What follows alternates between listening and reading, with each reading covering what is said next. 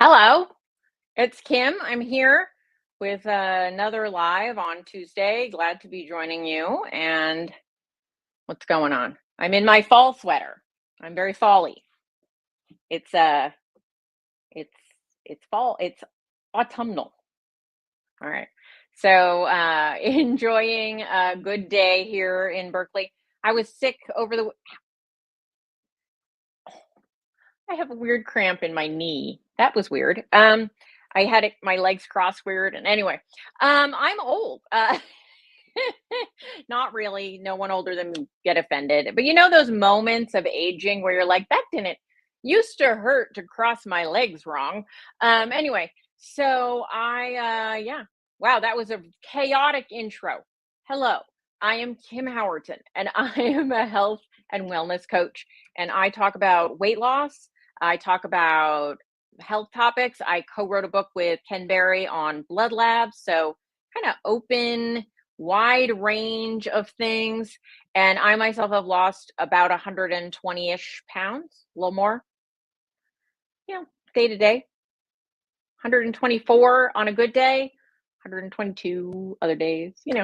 And I'm coming to you from Berkeley, California, to talk about whatever y'all want to talk about. I do have a strange Southern twist to my speaking. I come by naturally. My dad's family is actually from Tennessee, apparently. Well, Arkansas, but then before Arkansas, Tennessee.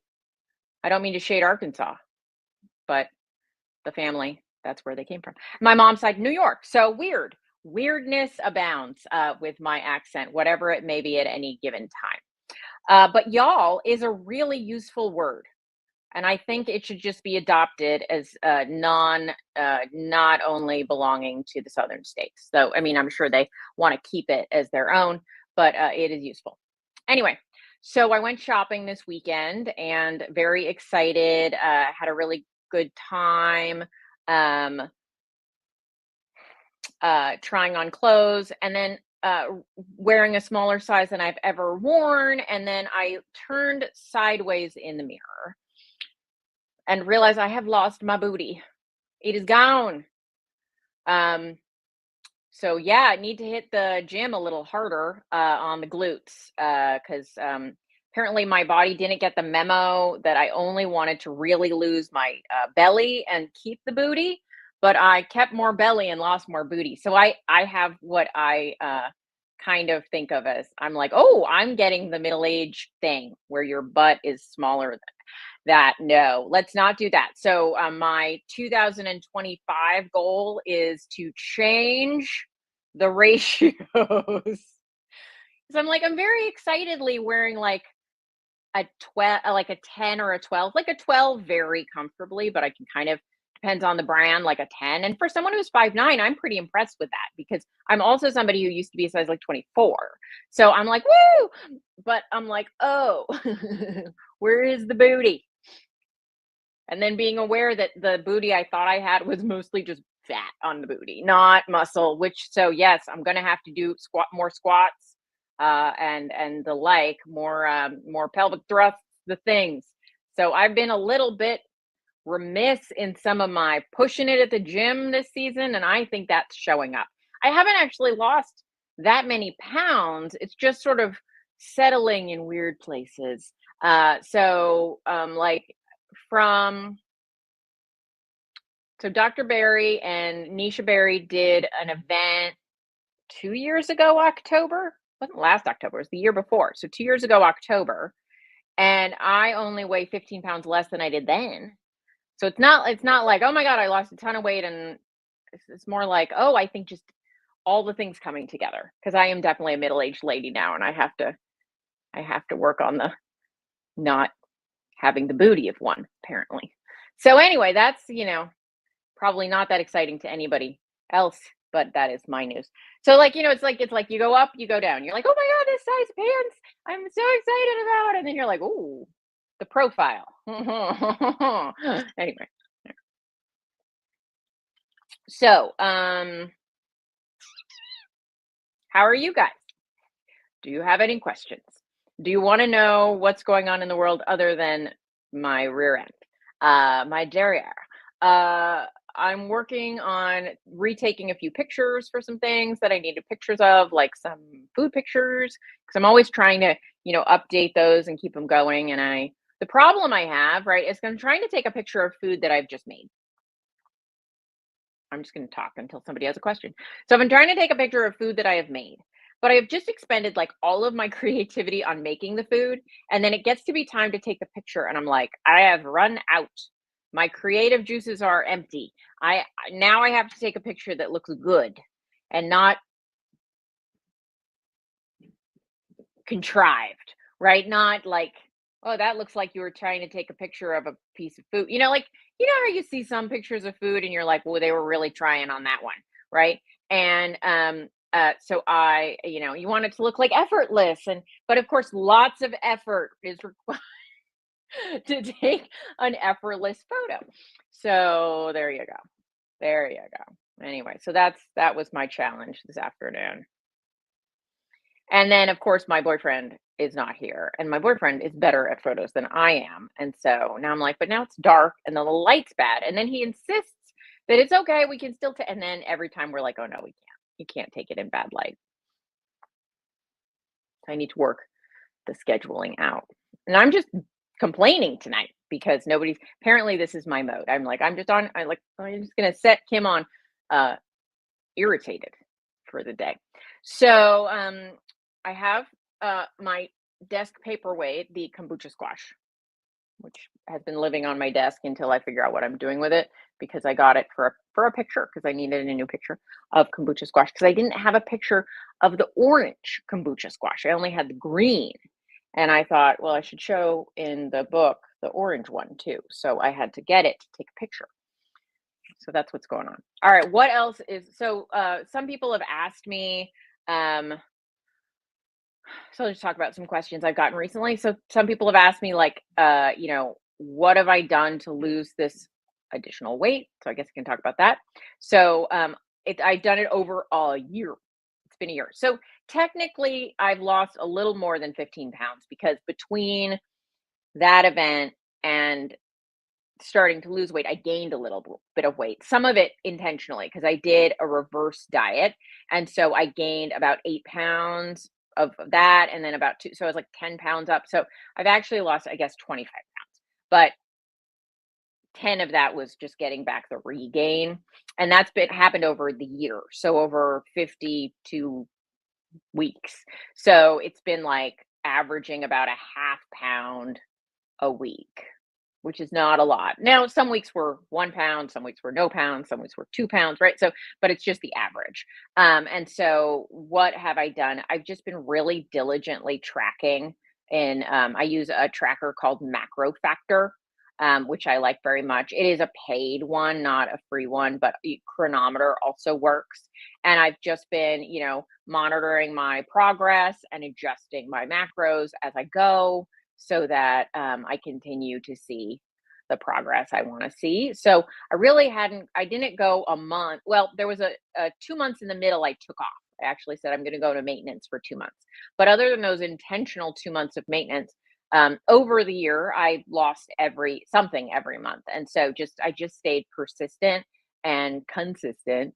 And I ate the same way the whole time, which was basically higher protein, lowish, not like high protein, moderately low carb. And then I did not eat a lot of fat. I ate enough fat that I felt good and healthy and all that. But seems like that's kind of how my body likes to go.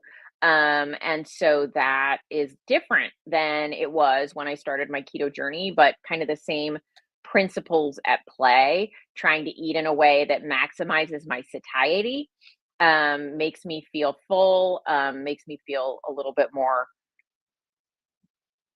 sort of food regulated. I plan my meals out. I don't eat out a little bit, but not much. I stick to whole foods most of the time. I don't, I work on making sure, like, I have a sweet tooth, so I make, you know, desserts that are friendly to my way of eating, which might be like, a cottage cheese cheesecake, or a creamy when it's hotter, or I always look at the kitchen when I'm talking about food, that kind of thing. And yogurts and that kind of thing. So I just try not to feel deprived. So I got a question from Nancy. How do you cook this thing? So this is a kabocha squash. As I said, they come in green is more common, but you can see it has that sort of like I think it was like leopard print skin, right? So in the green is the same. It has a darker green and a lighter green. Um, and so the nice thing about kombucha, not kombucha, that's the tea. Kombucha is that it's also called Japanese pumpkin. And the nice thing about it is the skin is actually edible if you want to. Just depends what you do. So it's hard though. So and there are seeds inside, sort of like a pumpkin, right? So what I often do, if you want it a little soft, the trick with these is if you want them a little softer so that you can cut them easier, you can pop it in the microwave for a few minutes, and when it heats up a little bit, it gets a little easier to slice. So that's just a trick. But you can just take a really sharp knife, and you're gonna want to cut it open in some way. Either you can cut it this way, you can cut it this way. You got to get the seeds out, right? So you're going to cut it open to get the seeds out, and then what you do next, and you scrape them out just like kind of like you would a pumpkin. It's not it's less open space than a pumpkin, but you cut it open, scrape the seeds out, and then depends on what you want to do with it. But the easiest thing for me is if I want to make a puree with it, what I'll do is I'll take the two halves, put them on a baking sheet. I usually put parchment down just so I don't have as much to clean up, and then bake them like 350. I don't remember how long. I've got it in the cookbook. Let me look it up. I never remember cooking times, but it's in here. Um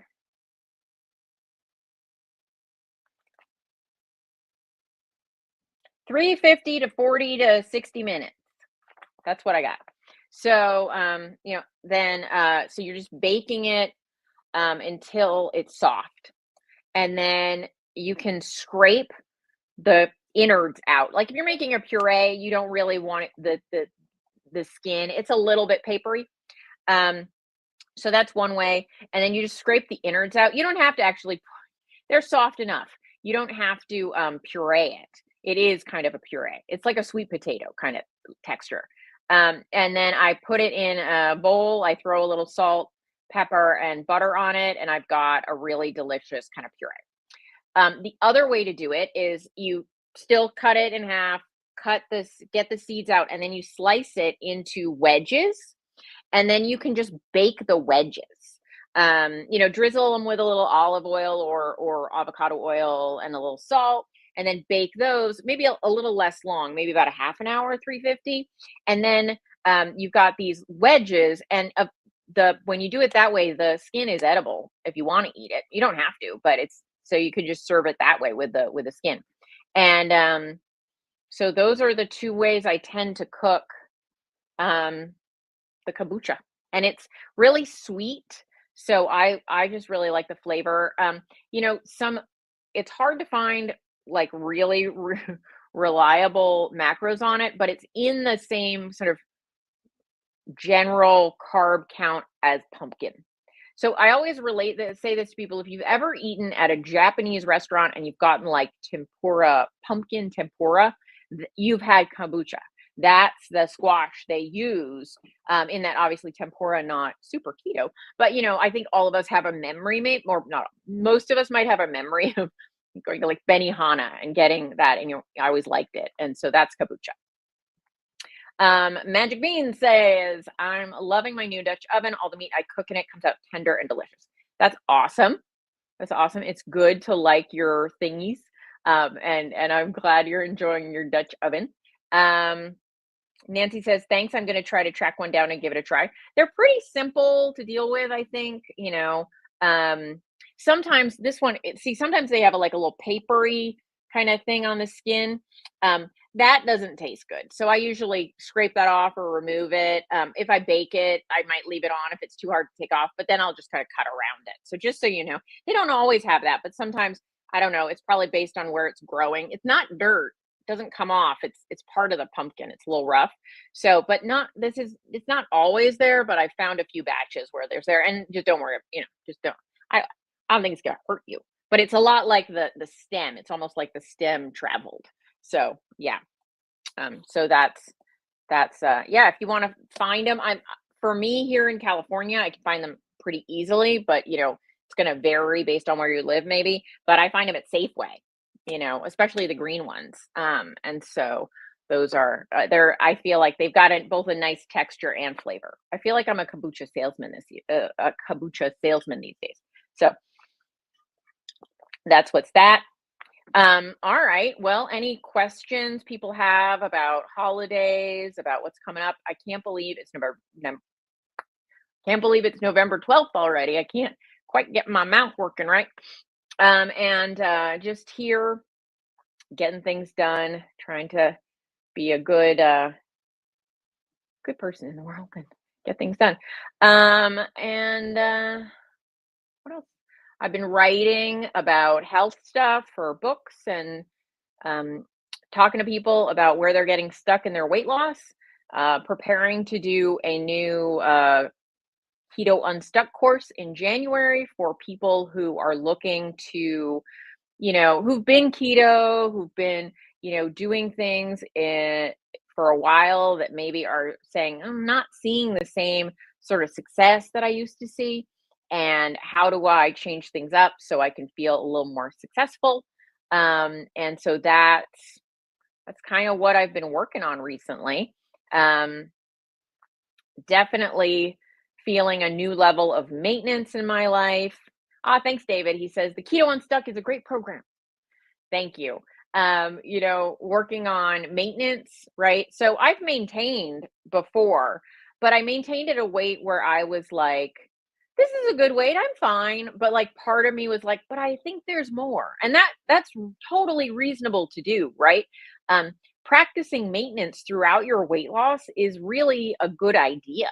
So I don't think it has to, I mean, it's basically taken me 8 years to get where I'm like, this is kind of where I wanted to be. And so yeah. And so I've certainly had long periods of time where I'm like, I'm pausing, I'm just going to be good here for a while, I'm going to live my life here, and before I readdressed what goals I might have. And so that's, I think, a really important part for a lot of people. I mean, we all have to choose our own path on what is right for our life.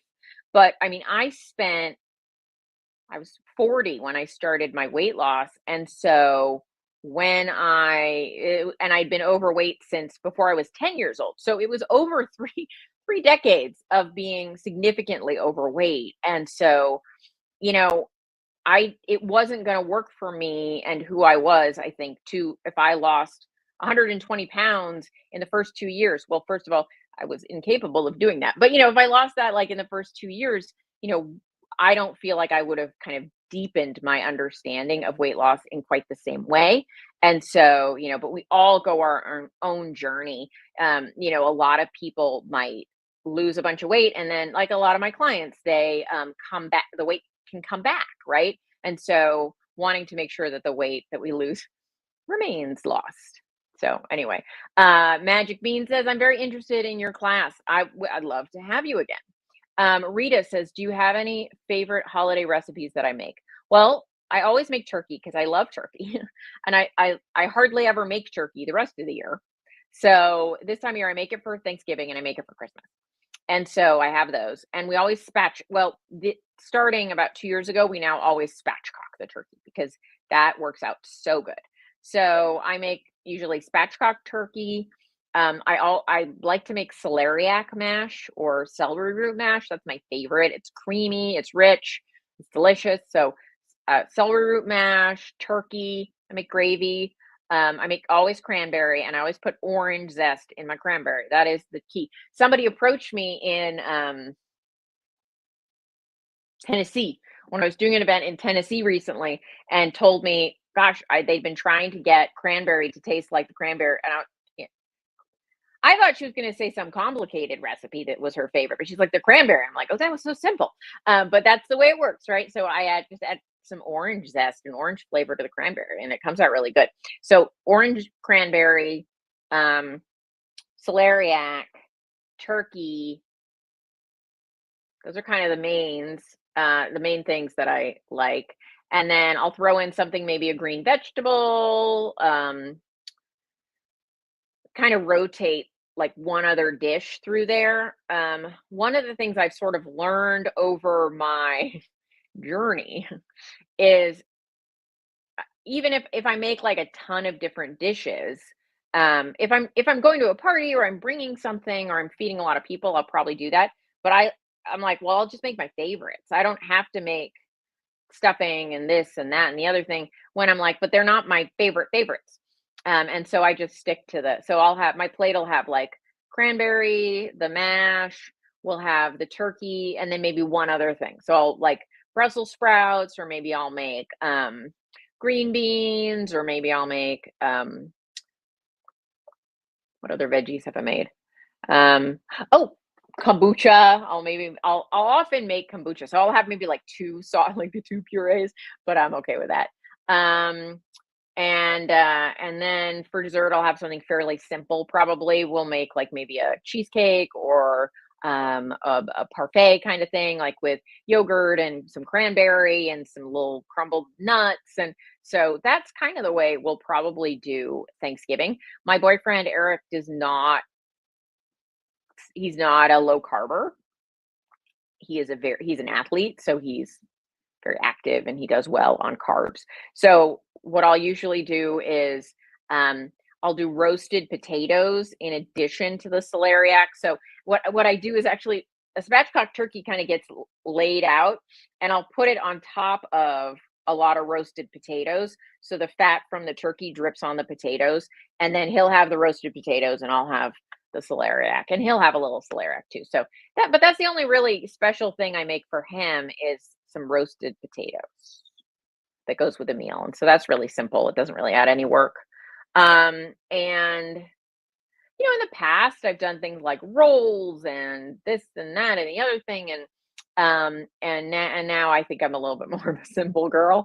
But I might, like, really honestly, if I'm thinking, well, maybe I want to add a new recipe to my holiday cookbook or whatever for next year, then I'll probably try something out and make something to add to it. Um, I might make Nisha's cornbread to go with that. I'm kind of a little bit of a stickler with stuffing, also called dressing. Last night, my boyfriend and I had a very who's on first discussion about dressing, because we're both from regions where we call it stuffing, even though you don't use it to stuff a bird. We still call it stuffing because it is what you would stuff a bird with. So it is stuffing, even if it's not stuffed, right? So I was like talking about dressing, Southern dressing, and he's thinking salad dressing, and I'm talking. It was a very who's on first kind of evening, but I'm like, honestly, I'm like, I like the memories of my childhood stuffing, that stuff.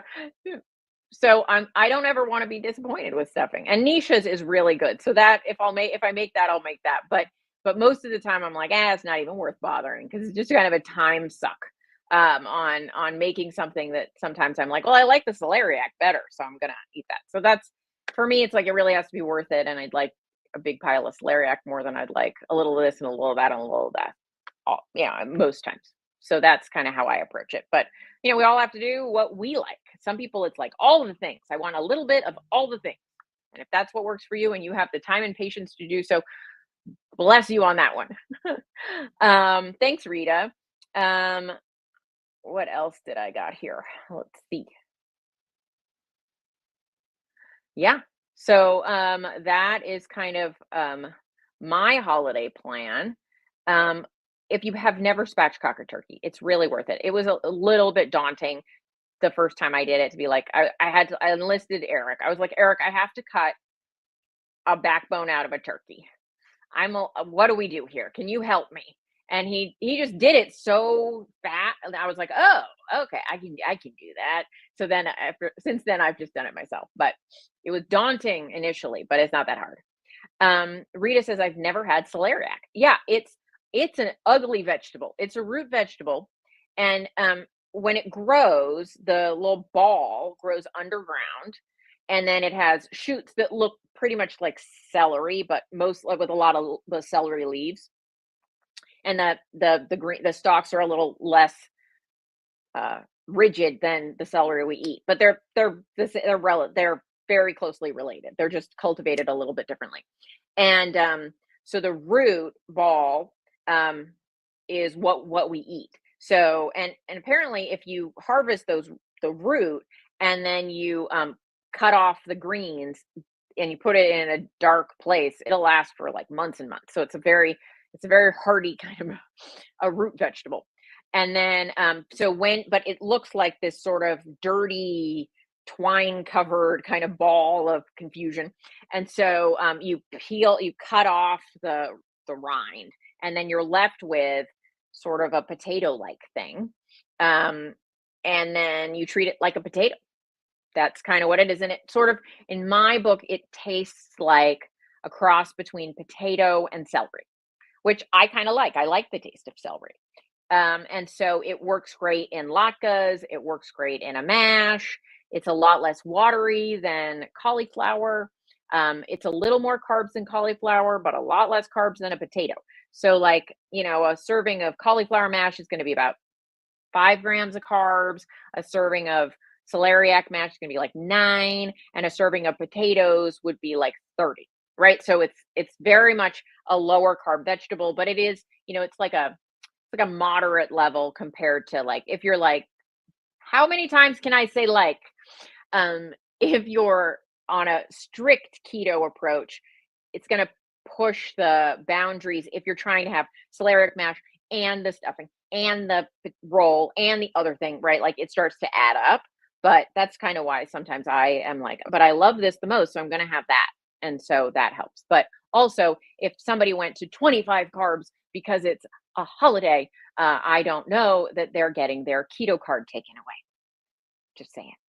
Anyway, so that's why I love the celeriac. But it's definitely, it's not it's yeah, if you love celery, you'll probably love it.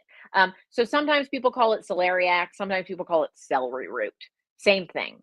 And I can find it.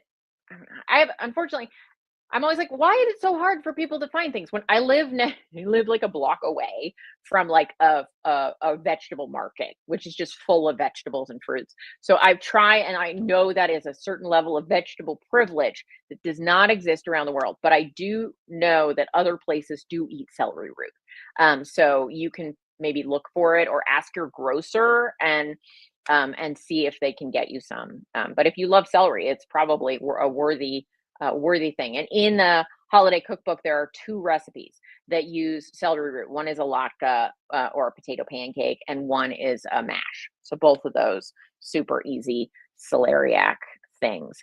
I know that Carrie Brown, who's got a fabulous holiday cookbook, I think she mixes celeriac with uh, cauliflower mash, so it goes lower, even lower. It goes a little lower carb than the pure celeriac mash. So you can also mix it up that way. So that is an option as well. I had celeriac mash for the first time at a restaurant, and they went out of business, but they had given me their recipe, so that's what's in the cookbook. I'm like, here's what the recipe from the restaurant said.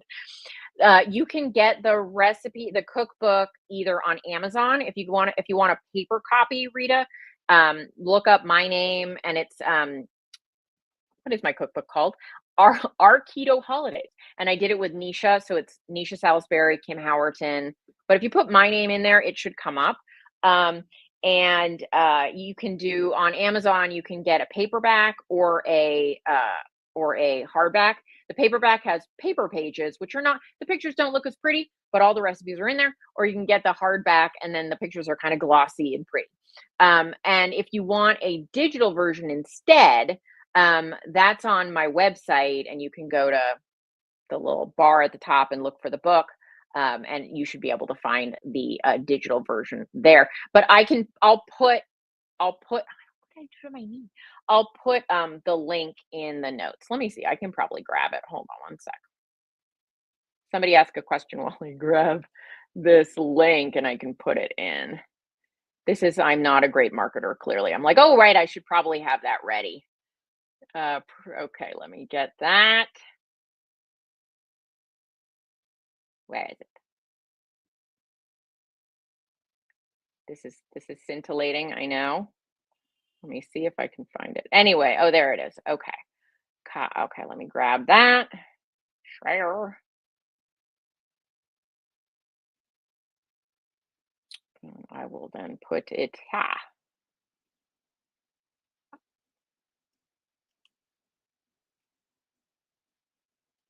Am I still freezing up?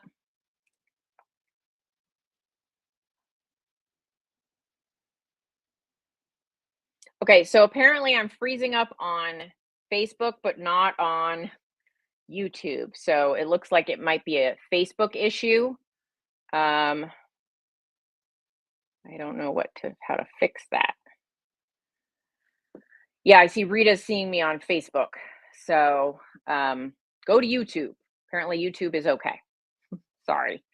All right, guys. Well, if that is what we have for tonight, it's been about a half an hour. That's kind of what I'm sticking to these days for the most part. So we can wrap it up for the evening. I'm glad that you joined me, and I'm back next week with whatever you guys want to talk about. And I will talk to you then. Bye, guys.